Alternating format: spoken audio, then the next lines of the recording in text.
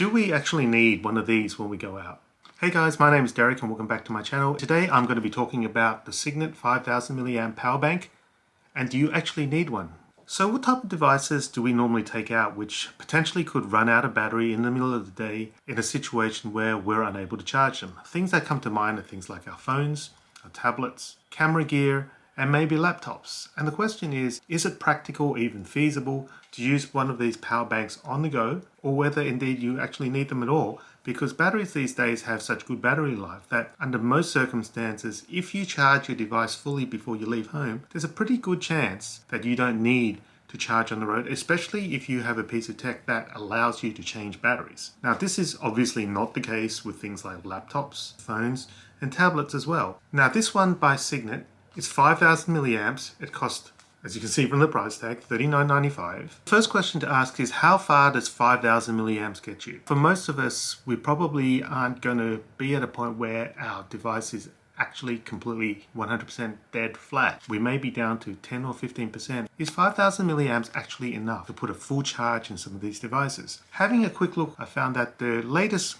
iPhone 13 Pro Max has a 4352 milliamp battery. This is 5000, so this theoretically, assuming that you get the whole 5000 milliamp hour charge out of it, you will be able to charge an entire battery for an iPhone 13 Pro Max. In comparison, this tablet, which is an iPad mini 6, it has a 5124 milliamp hour battery. You won't get 0 to 100 out of one of these battery packs, but that's probably okay. You're going to be able to get it up to 90%, and that should be plenty of charge for you to finish your stuff and get access to another charging source. In another comparison, a GoPro Hero 9/10 battery is 1720 milliamp hours, so theoretically you should almost be able to charge 3 of those batteries with a single one of these power banks. And a 2020 MacBook Air has a 4379 milliamp hour battery, so again, this battery should be adequate in charging a dead MacBook Air from 0 to 100%. This all sounds really good in theory. You've got this tiny little thing which can top up all your devices when you're out, but in reality, is it as useful as it sounds? With all these batteries, we have to consider a few aspects that's going to determine whether it's actually a worthwhile investment or not. Number one is the size of the battery. We've already gone through that 5000 milliamps is probably enough to charge most devices once, and I'm talking about just one device. So if you've got multiple devices, one 5000 milliamp battery bank is probably not going to cut it. Other things to consider is that with each power bank, can you charge more than one device at the same time? If you can, it's going to divide the amount of battery, so you're not going to be able to charge 2 iPhones to 100% at the same time because there's just not enough battery capacity. Another question is the longevity of these power banks. If you've got a power bank which you're going to leave in your bag and you're only going to pull out in emergencies, how well do they retain the charge? There's no point charging it to 100% when you leave home and you find that you need it 3 days later, it's been sat in your bag and it's only down to 50%. With new lithium batteries, that's very unlikely. These aren't things that you're necessarily going to be using all of the time. And you just want to make sure that there is still battery charge held on these power banks when you actually need them. How practical is it to use a power bank when you're using the device? Yes, it's fine if you're sitting at a cafe and you've got your phone on the table and you've connected a power bank through a cable to the phone, and that's perfectly okay for you to be charging that while you're having your lunch, but you realistically can't be attaching one of these, for example, to a GoPro and shooting with a power bank attached to it unless it's sat on a tripod like this doing a vlog. And in that situation, it's much more efficient and much more practical just to bring extra batteries that you can swap out. And just an extra thing with GoPros, anytime where you have to open a port, for example, to plug one of these little things in, it takes away the waterproof features of the camera, so you've got to keep that in mind as well. And how long does it take to charge a device using these power banks? It really depends on the output. This one is 10.5 watts. If you get a 5-watt charger compared to a 10-watt charger, it's going to charge the device at different times.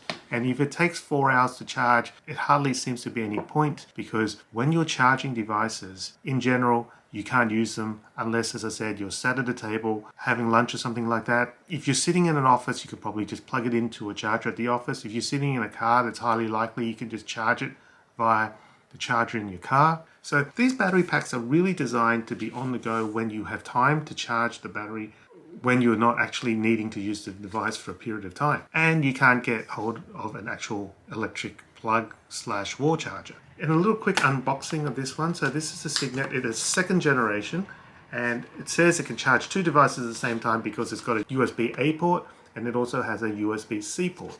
I like the fact that it has a digital LED display, so it tells you how much battery there is on this thing. It has a 2-year warranty and it comes with a USB-A to USB-C cable. If you've got a device that uses micro USB, you're going to need to get an adapter. So that was one of the roughest unboxings I've done, because I do not have a knife or a pair of scissors.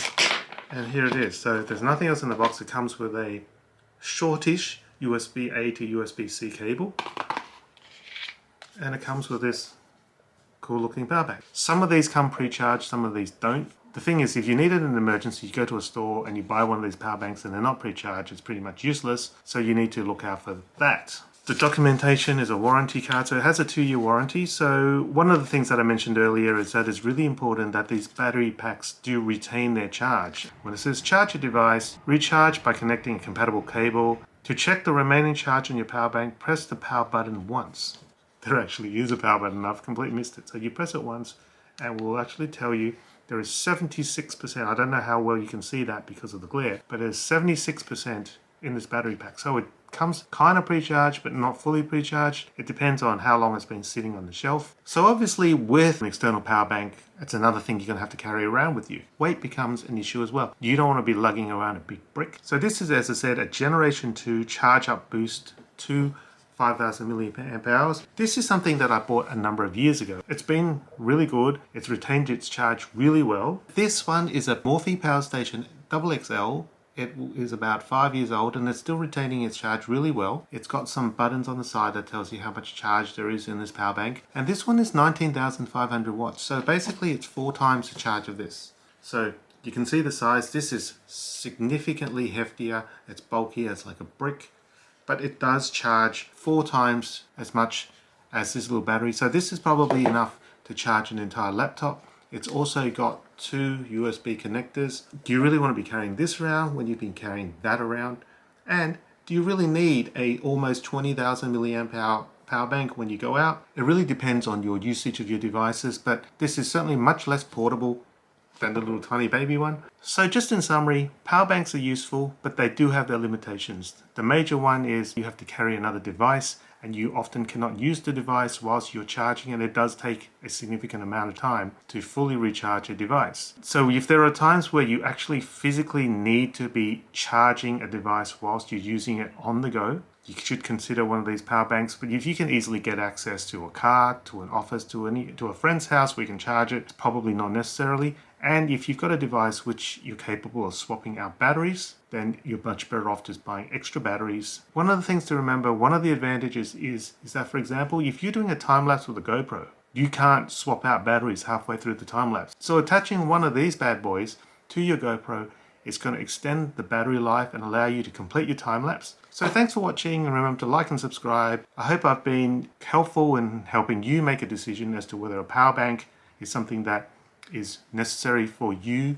With any tech, it's really dependent on the user as to how useful something is. Anyway, hope you enjoyed it. I'll see you next time in another video. Remember to like and subscribe. Bye.